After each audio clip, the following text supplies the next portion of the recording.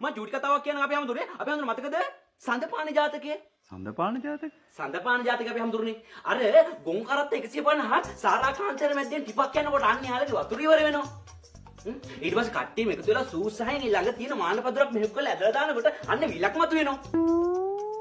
එතකොට මේ විලෙන් වතුර බොන්න කියලා හිතාගෙන පරිලෙයවන්නේ වඳුරු රංචුවක් එතනට ඇවිල්ලා try කරනකොට අන්න බොන්න බෑ. ඊට පස්සේ එයාලා කට්ටිය ඔක්කොම එකතු වෙලා බීම බට වගේක් බෙදාගෙන ඒකෙන් වතුර බොනවා.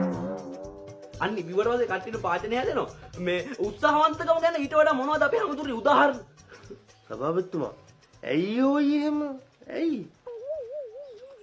මේ හාමුදුරනේ පැංකල කොහෙද තියෙන්නේ? පැංකල බෝමලුවේ වැටට එහා පැත්තේ අඩුක් කරලා ඇති. බොමලිය වැටට එහා පැත්තේ අඩුක් කරලා. මම බලන්න.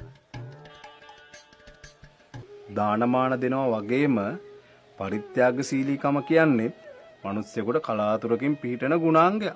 ඇත්ත. සහතික ඇත්ත අපි හැමතුනේ. මම චූටි කතාවක් කියන්නම්. ඔය පරිත්‍යාගශීලීත්වය ගැන කියන ජාතක කතාවක් තිබ්බා මට හරියට නම මතක නැහැ. කොහොම හරි ඒ කාලේ රජ කෙනෙක් හිටියා හැමදේම දන් දුන්නා. මිල මුදල් යාන වාහන බස් කාර් බෑන් වොච් ටැබ්ලට් හැමදේම දන් දුන්නා. අවසානයේ තමන්ගේ බිසවක් දන් දීලා බිසවගේ හිසක් දන් දුන්නා.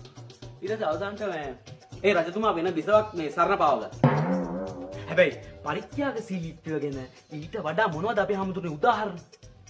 සභාපතිතුමා ඇයි ඔය එහෙම? මේ හාමුදුරනේ පැදුරු කොහෙද දන්නේ තියෙන්නේ නේ? ධර්මශාලාවේ මුල්ලක ඇති. ධර්මශාලාවේ ධර්මශාලාවේ මුල්ලක ඇති බලන්නකෝ. මම බලන්න.